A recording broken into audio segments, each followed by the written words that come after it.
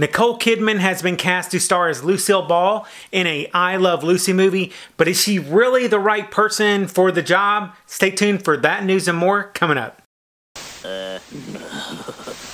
What up to my peoples? So in our first story, there is a movie that's being made about Lucille Ball and Desi Arnaz that's currently being written, which is going to delve into the marriage and the popular show I Love Lucy. As an 80s kid, I really enjoyed watching I Love Lucy growing up. I watched it both in black and white and in color, and no matter how they were showing it, that was a great show to watch. Now, this is great news, but what some fans are not really happy about is who they've selected to play Lucille Ball. It's been announced that Nicole Kidman and Javier Bardem are going to be in talks to play Lucille Ball and Desi Arnaz in Aaron Sorkin's I Love Lucy movie. I am usually one to hold my opinion back on things like this because I have been dead wrong in the past on things like this. Michael Keaton and Heath Ledger.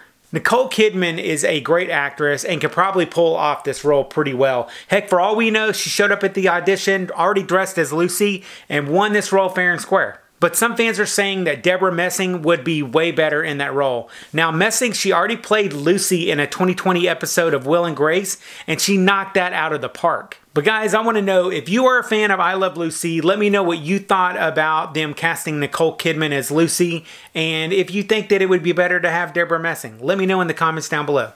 Next up, if you're a fan of the old 1960s and 70s puppet animated shows like Thunderbirds, I want to make sure that you know that the old 1983 show Terrahawks is coming to Amazon Prime. This is some really cool news, but one thing that I thought was kind of funny was this show is actually set in 2020. Now, I want to say that a lot of times Amazon or Netflix, they might be prepping for an announcement of a reboot or remake, usually whenever they add something to their catalog that they're going to be doing that with. So I'm kind of curious if maybe they're thinking about rebooting this show. Anyone heard of Kate Kestrel and the Terrahawks?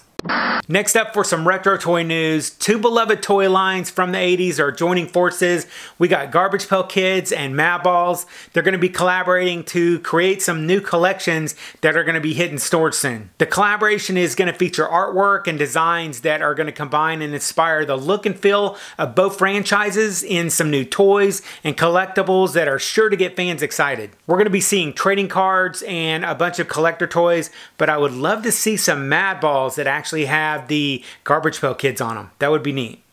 In some retro gaming news, we have a new Indiana Jones game that has just been announced, and it looks like from the trailer and some of that chatter that I saw on Twitter that this game is actually going to take place between what happens in Raiders of the Lost Ark and The Last Crusade. The game is going to be coming to us from Bethesda Studios, so more likely if you have an Xbox or a PC, you're going to get to play it.